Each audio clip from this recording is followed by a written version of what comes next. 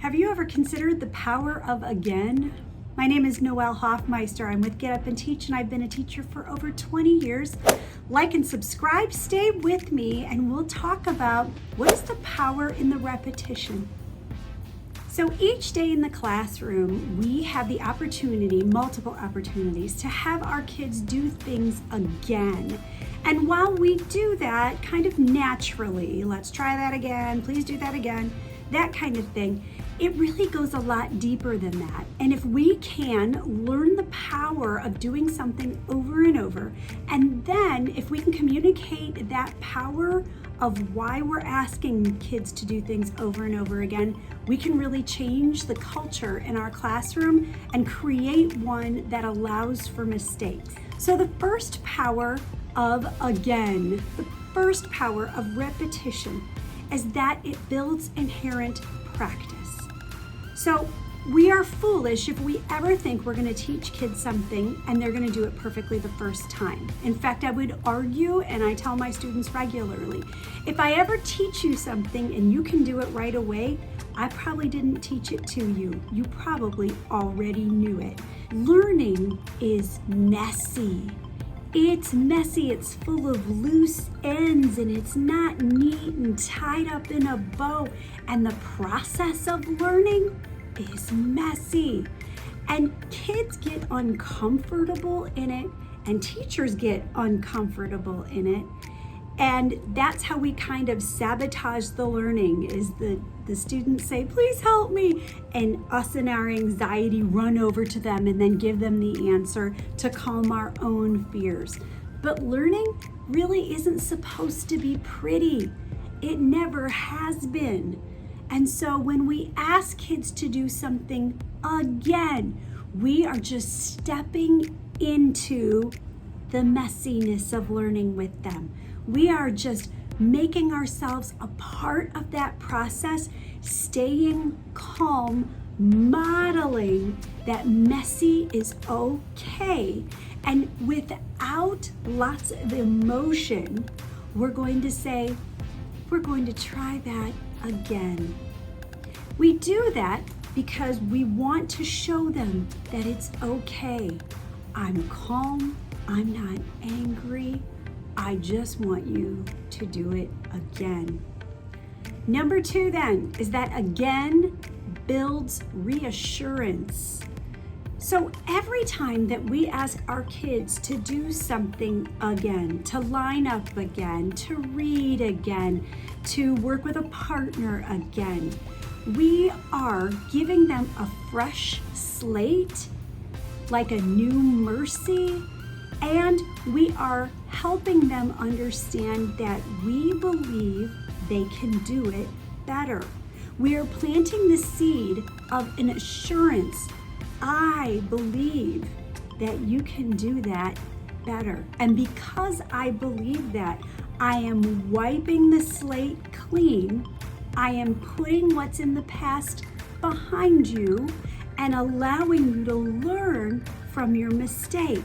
Because that's what learning is making a mistake and doing it better. And so we are providing some kind of belief in them that they are capable when we ask them to do it again. Number 3, again builds grit and metacognition. When we ask kids to do something over and over, it models what grit feels like. Pushing in, doing it again until we get it. We are really holding their hand in the grit process by coaching them to do something again for a better impact. And then it builds metacognition in that when we do something again, we have to first grab hold of what we didn't do well this first, second, third time. I have to identify it and then change it and do that new thing well this time, or I'm gonna have to redo it.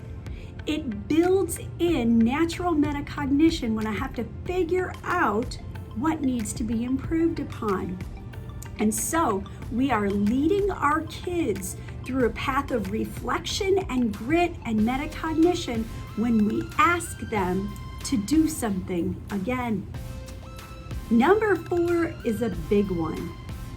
Number 4 is that again builds a foundation of understanding that's necessary for critical thinking. So we all want our kids to think critically.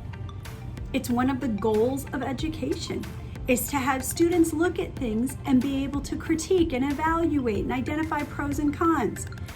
But they can't do that unless they have a foundational understanding of something. Take a word problem in math, for example. We're asking kids the relationship of numbers, which is really an analysis skill. But often the kids don't have a foundational understanding of what's going on in the problem to begin to analyze. So what do we tell them? Read it again. Also, when we're reading something, if we are hoping to build culturally responsive classrooms, we're going to have to look at literature. We're going to have to look at history, all through a critical lens. And you know what that means? It means we're going to have to read it again.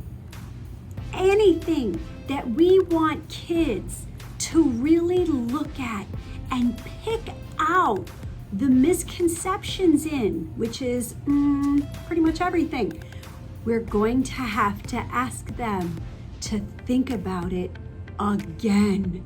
This idea of again seems simple, but really in our classrooms where we're running, trying to get through the next standard, we gotta cover all the standards, If you've ever heard Kevin Washburn speak, he says that coverage is the enemy of learning. We're going so fast that we haven't slowed down to make kids do things again.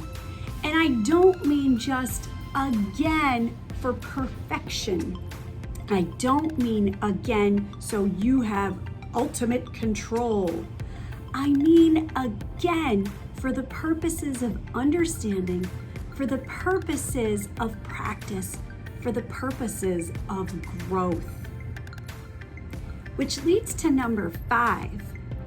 The again builds receptivity and hopefully understanding. We live in a world where no one really listens anymore. We've got our point queued up in the discussion so that when the other person isn't even finished speaking yet, we want to unleash what we think on them. We don't listen.